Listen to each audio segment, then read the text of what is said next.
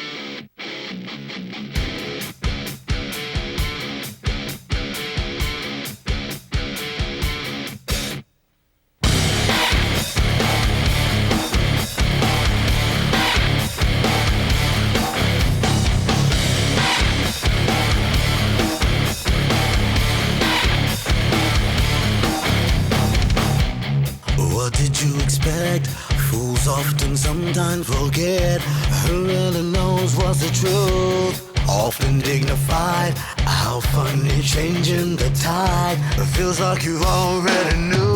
That's the devil, you would never run in circles. Feels like you already knew. That's the devil, you would never run in circles. Feels like you already knew.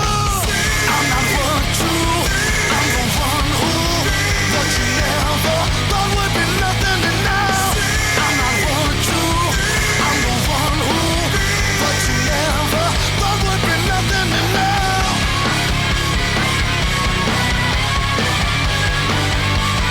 Thought would be nothing to know.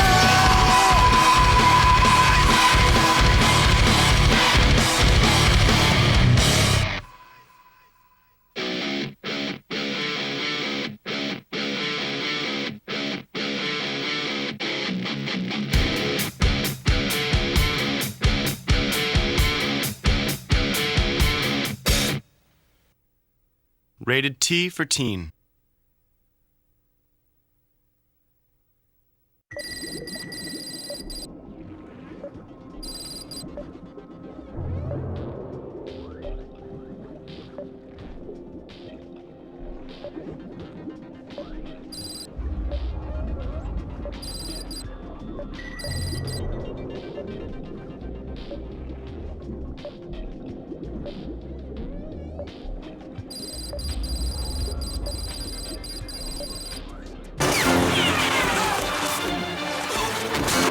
Back in 1997, legendary director Steven Spielberg charted a new course for video games when he met with a team from DreamWorks Interactive. Roy actually has had a very strong influence, particularly from the beginning. He was actually the spark of Medal of Honor, and he was like, I'm working on this movie called Private Ryan, and I've been playing GoldenEye a lot. So, why don't you guys do World War II GoldenEye? And, it started from there. That was the beginning of the wildly successful game called Medal of Honor. Since then, the team has produced 3 games in the series. Now, working under the umbrella of Electronic Arts, they've finished the first PlayStation 2 title in the series, Medal of Honor Frontline. Basically, the complete scope of Medal of Honor Frontline is one complete storyline, and it takes place between the 3rd and 4th mission of the original Medal of Honor. You resume the role of Jimmy Patterson, and the general goal, I guess you could say, of Frontline is you will steal a prototype jet known as the Ho-9 fighter. One of the keys to the success of the Medal of Honor series has been its amazing realism, applies to the storylines. The Ho-9 wasn't a piece of machinery that was completely out of the league of anything else that was there. It was potentially a weapon that could have turned the tide of the war. And it's basically a flying wing. It looks like a stealth bomber. You'd be surprised at some of the technology that came out of World War II that just seems so far-fetched. While our scenario in Frontline is fictitious, it actually was captured at the end of the war and is now seeing restoration so that it can be included in the Smithsonian exhibit. In addition to the Ho-9, every detail in Medal of Honor Frontline is meticulously researched. I think that people definitely get a feel for what it was like to fight in those locations. We do an extensive amount of research, both here on site through video and book, and normal research means. God loved the internet. We just went through the internet and just kept typing in various things we were looking for, and there's a lot of enthusiasts out there who collect authentic items. Have these photographs that just gave us a huge wealth of reference material that we can look at and say, oh, that's what it should look like when it's not new but weathered and worn. We wanted to give them a little bit of grit to them. Watching movies, we get ideas, like the whole Nijmegen Bridge scenario is loosely based off of some stuff from A Bridge Too Far. There's a team of climbers who are rogues who go around and illegally climb structures and take pictures of it during their escapades. So the pictures that he took as doing this were really important to me because they're from the undercarriage of the bridge where no pictures are of any of the detail under there. And a lot of the gameplay in this level takes place underneath the bridge, so I needed really good reference.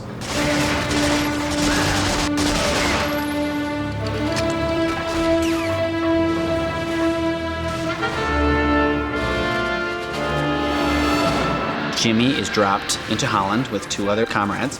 That whole environment in the Dutch pasture is based on a trip that my art director took to Holland. And he did a number of museums and took over 1,200 photographs. And they ranged from the architecture signage to cobblestone road textures to all sorts of material that once he brings back, our artists can put to use in terms of their textures, our designers can put to use. That's a really interesting building. These textures look awesome. Yeah. But this is on Maya, too. Yeah, he looks... Another way the Medal of Honor team immerses you in the game is by working hard to give each character a unique look. In terms of enemies in Frontline, we run the gamut. We have 300 different variations of characters in the game. So our goal is that every time you see an enemy, in any given level, they will be different from the other enemies you will see. We've got certain technology that we're using where we will swap meshes between characters and heads between characters, and the textures will be different, and the characters will be different in terms of what they're wearing and what their pack is, in terms of what equipment they're carrying, and so on and so forth. We've got guys in boxer shorts running around. We've got guys in bathrobes and smoking jackets. And then we tried to see how many ways we can combine the various pieces and come up with even newer pieces out of that. So we went for as many different individual characters as we could per level.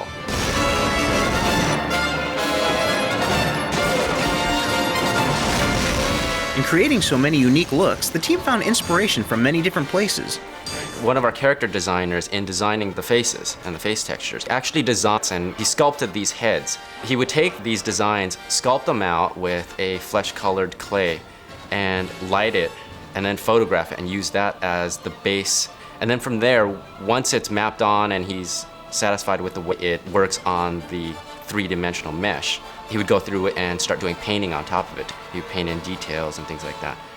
A bit more realism, we actually would photograph various people around the building. Use that for some of the variations in the textures. You know, it's funny, I keep thinking that various people around the building in the game. I think our lead sound guy is throughout the game. Our marketing director, I think, is in the game at certain places. And sometimes, you know, if you're having a bad day with that particular person, you go to the game and just start firing away at them. It's really good therapy sometimes, but don't tell them that.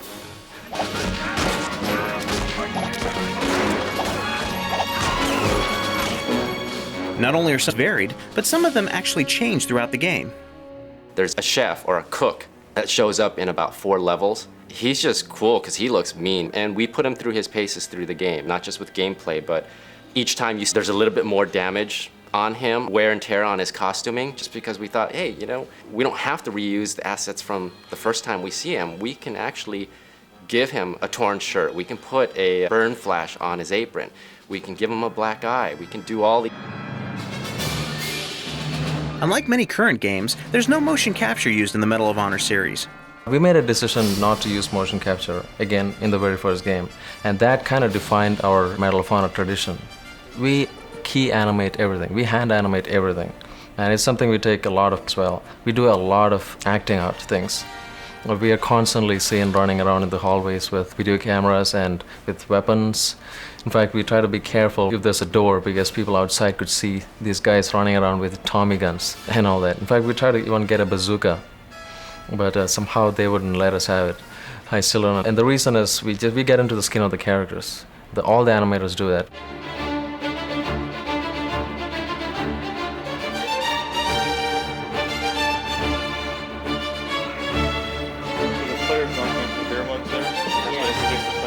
One thing that I pride myself about the way animations are done for Medal of Honor is we use what's called a state-based system of animation. And the whole point is that we animate not just looping animations, but we animate entire mental states. And the cool thing is that you'll see different performances by the same character when played different times. So it's always organic. We don't have the same loop action going on, because that's one of the things that totally kills animation in games. Perhaps the area where the animation can be seen most is the pub scene. In Frontline, there's a scene where you infiltrate a Nazi pub, and there are about 20 Nazis in there. And there's about 4 or 5 guys playing cards at the table. There's a couple guys at the bar. There's a couple guards back at the door. There's another table of guys chatting to the side, and then there's a piano player. You can't get past the guards at the stairs until you do a little something to get the piano guy to play a little tune, and you get all the guys singing, and then you can head off to the back of the pub where there's another distraction you cause back there, but you're all weaponless at this point. And so there's a little bit of a puzzle there. In your race to capture the Ho-9, you find that you have an enemy who stands above the rest. we're introducing a character named Albrecht von Sturmgeist, and he is the big baddie of the game, and he's the man in charge of the Ho9's production. And so one of the first things Jimmy is told to do is to track this guy down, and we want him to be a compelling character who's pretty bad and eludes you pretty much till the end of the game. In gameplay, we want to make him feel more like your equal and not like he's so hard that he'll take a bazooka shot to the head. And we really want to get that idea that he's more crafty than he is just, you know, some super badass. You're definitely going to have to use both your brains and your arsenal if you're going to help Jimmy Patterson steal the Ho9 in Medal of Honor Frontline.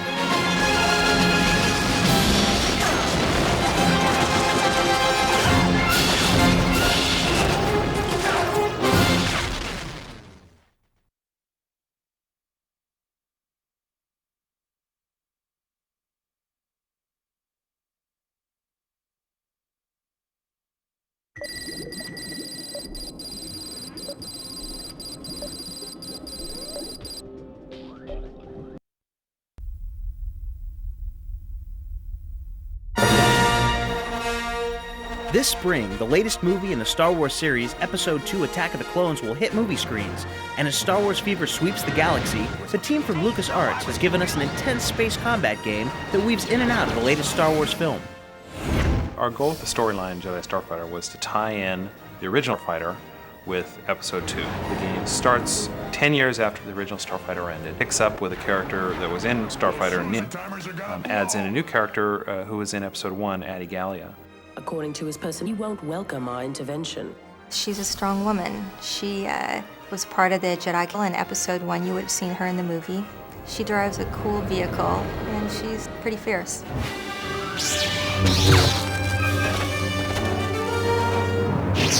And of course they meet, and Nim's kind of the Han Solo, skeptical of the Jedi religion, all that stuff. A Jedi? Reddy, are you insane? I'm here now. You might as well let me help.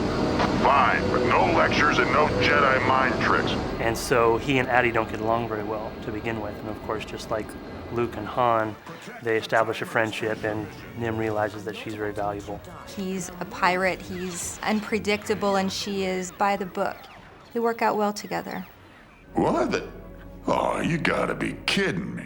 Although Nim is skeptical initially, he starts to believe in the Force when he sees how powerful it is in the hands of a Master Jedi. We have 4 Force powers total, and we roll them out through the game. So you don't have them all at once. You can learn one at a time and kind of master it until you get the next one. We have Force Lightning, and I think that's my personal favorite, because if you see a bunch of ships flying in together and you time it properly, you can take out all of them at the same time, which is pretty awesome. Another shield.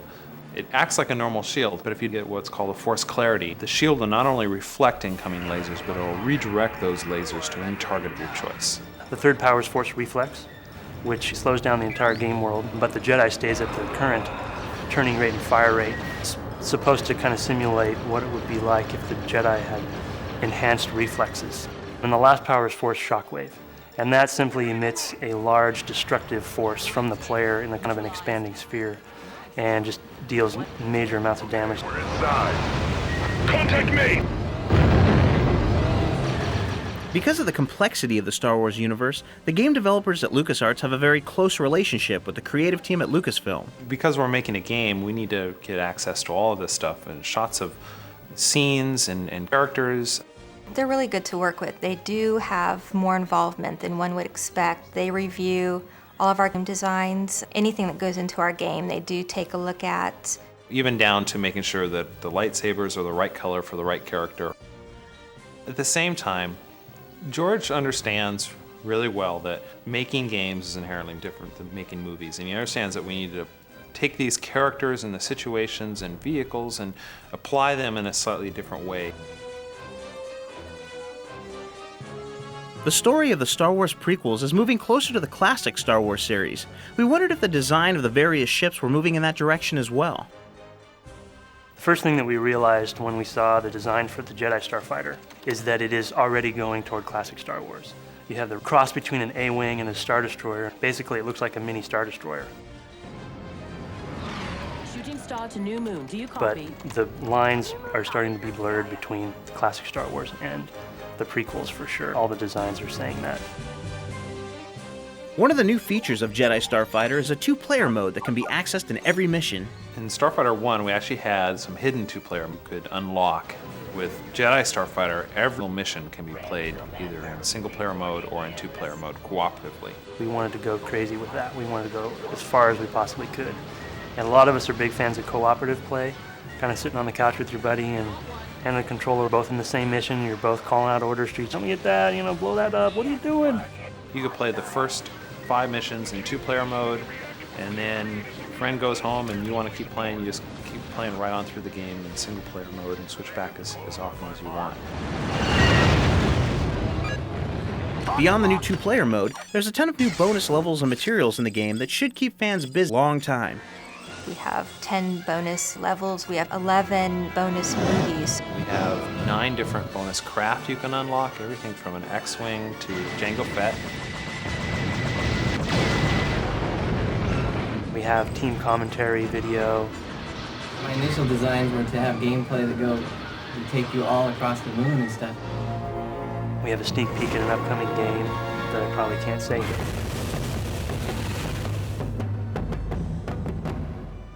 And a bunch of team photos, concept art, all kinds of good stuff. How was that? If you like, I can do je ne sais quoi. As you play the game, if you're getting the bonus objectives and you're kicking ass, then you'll unlock all this stuff. So look for the things that would make you feel like you did it really well, like to eliminate all the fighters and it's enough to finish the mission. Star Wars fans are some of the most hardcore fans in the world. We wondered if their intense interest has any effect on the LucasArts team. I think when you design a game with so many hardcore fans out there, you know that you're going to get caught if you don't keep things consistent, if you make errors. They're going to let you know. But it's really nice to have people out there who care so much about it. There's a huge responsibility because people love Star Wars. We love Star Wars as well. And we want to remain true to the spirit of it and just make something really cool.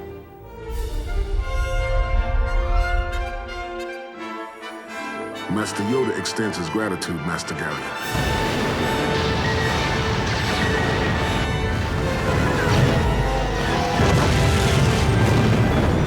Just remember that it's my system. I call the shots. Of course. And may the Force be with you.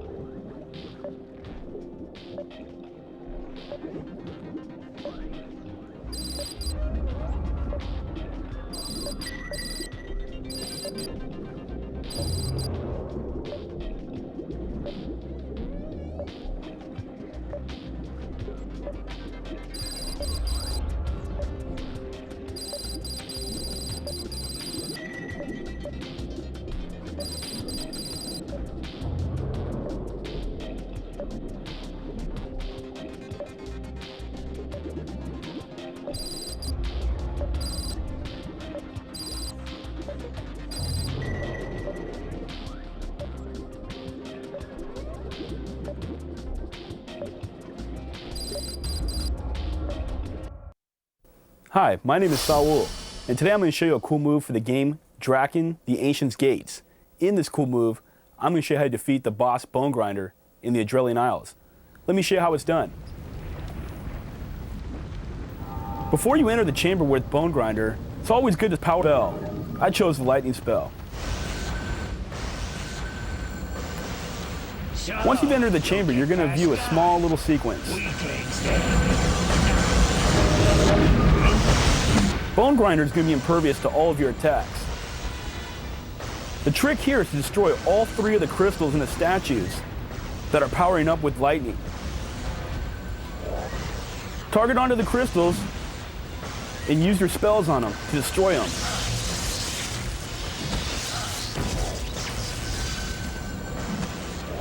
Continue on to the next one.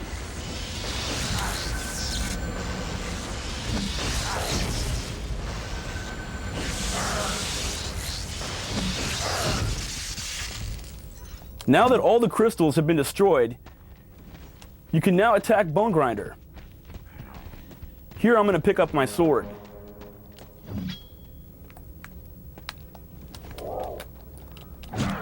Try using comp and target onto him. If your sword has any magic abilities, you definitely want to use them here. So much for your storm trap, Bone Grinder. Now that Bone Grinder is defeated, you can pick up his weapon and you can exit the area by using this teleporter right over here.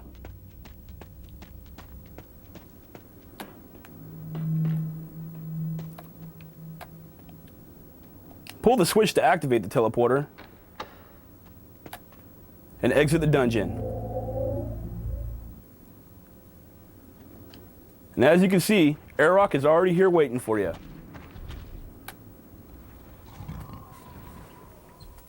And that's how it's done.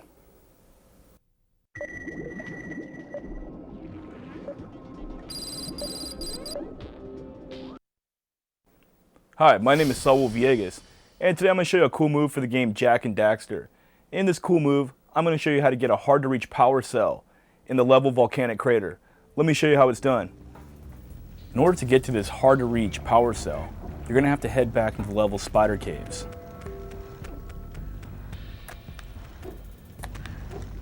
Hop down these pillars right here and work your way into the level Spider Caves. What we're looking for right now is a yellow eco vent. Use a trampoline right here to get up to the cliff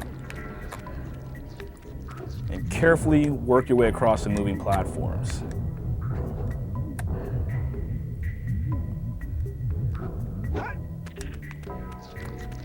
Climb up this cliff right here to get to the yellow eco vent.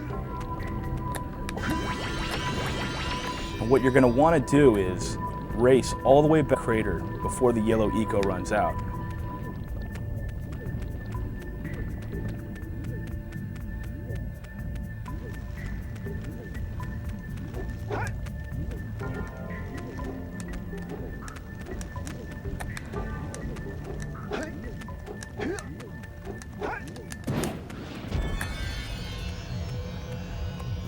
As you can see, once you fire the yellow eco at the block, the power cell will be dropped down to you.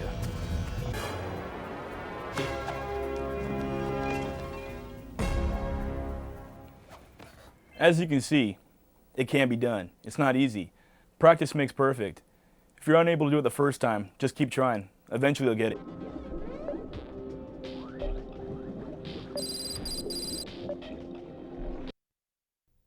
Hi, my name is Jay. I'm a quality assurance analyst here at Sony Computer Entertainment America. I'm here to do a cool move on the game Tony Hawk Pro Skater 3. During this move, I'm going to show you how to access the secret level in the level Tokyo. Once you take off from the level start position, you want to take a look at the scores box. You want to grind all the way across the top rail, which leads to the wire, to the yellow billboard sign, to the controller marquee, to the round blue neon sign.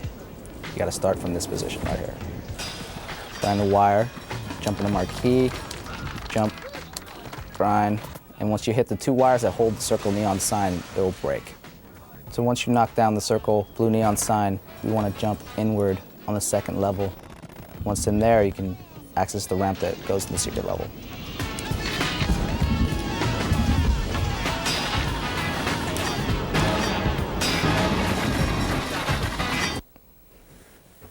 So now you know exactly where the secret area is. I hope you can get there on your own now.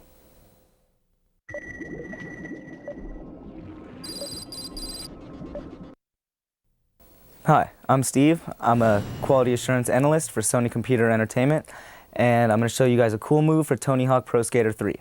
What I'm going to do is show you guys a really great spot to score a lot of points and a shortcut to get there. Okay, from the starting position in the airport, you want to jump over the baggage claim shelf to the right and follow the conveyor belt down to the baggage claim area.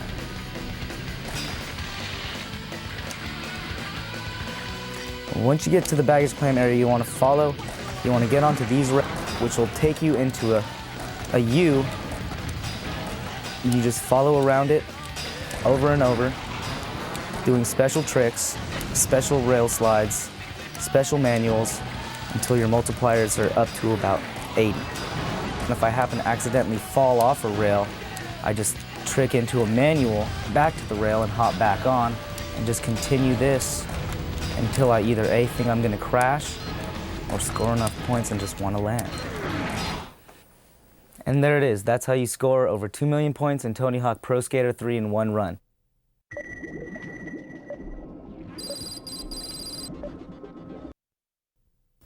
Hi, my name is Bryn. I'm a quality analyst for Sony. Bundled up here because I'm going to show you guys some cool moves for Tony Hawk Pro Skater 3, how to score massive amounts of points. In order to do this trick, you have to be far enough along that you've unlocked perfect manual. You jump up, and then you continue to push triangle, square, and circle to change your trick. Square flips the board, triangle and circle will give you an alternate hidden combo. You can push circle to do a handstand and square to flip it over. You want to get back on track then? Circle, triangle, square. I continue to spin, push those 3 buttons while at the same time I'm rotating the analog stick up, down, left, and right because I've picked all my special tricks to be up, down, and left, right trick. I can continue to do this infinitely, creating an incredibly large score. Spin my character around, continue to push the buttons up, down. Let's do another handstand. Now while you do this, you never want to hit X because you'll jump out of the trick. Now you'll notice that my multiplier is going up every time I flip the board or kick it around, and I can take that up to 251 if I want. When you're finally ready to get out of it, you just hit X. Trick. And that's my cool move, my tribute to Rodney Mullen. Notice there's a video in there where he does the same kind of tricks. I hope you can get a big score like that too.